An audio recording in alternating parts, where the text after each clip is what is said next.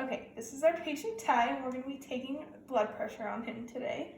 The purpose of this is just to make sure that you have a normal blood pressure so that we can be able to treat you today. Have you been doing any recent activities that could make your blood pressure be increased, like exercising? Nope. Okay. Nope. So we'll just make sure that this is the proper cuff for him, and this is just a normal adult cuff size, and then we'll do this arm because he still has his lymph nodes in both of the arms, so we can just use this arm. And then I will have washed my hands and not talk to the patient for 1 minute so that he can be calmed down and ready to take his blood pressure. So we'll make sure that that's tight on there. And does it feel tight enough? Yep.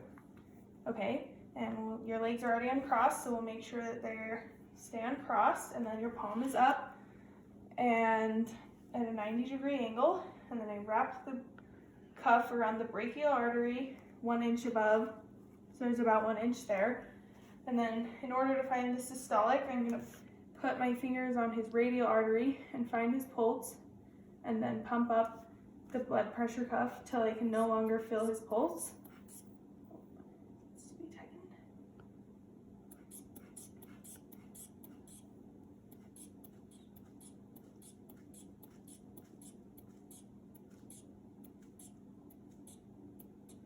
Alright, so I stopped feeling his pulse around 130, so we'll add 30 to that. So our starting point will be 160, and then we slowly release the cuff and wait 30 seconds.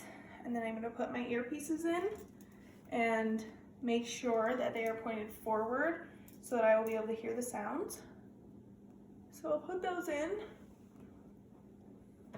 and then I will put this part on the antecubital fossa. So it'll go right here, and then I'll make sure that that's tight, and then I will pump it up until I get to 160, and then listen for the sounds. And I'll slowly release.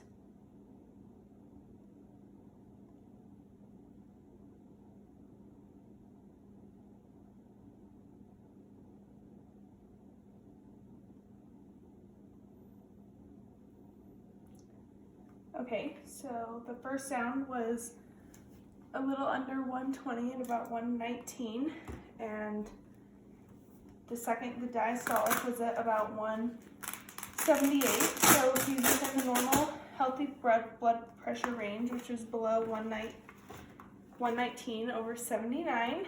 And we deflate the cuff, cover back up the arm, make sure the patient's fine. We'll disinfect all of our stuff, and he's in the normal range. If it would have been a high blood pressure, like 160 over 100, we would have waited 5 minutes, retaken your blood pressure. And if it was high again, we would have waited 5 more minutes, then went and got our CI, and they would have taken the blood pressure. And then if they still got a high reading, they would be dismissed. And then if the diastolic was over 120, we would have had to send you to the ER because that's dangerously high.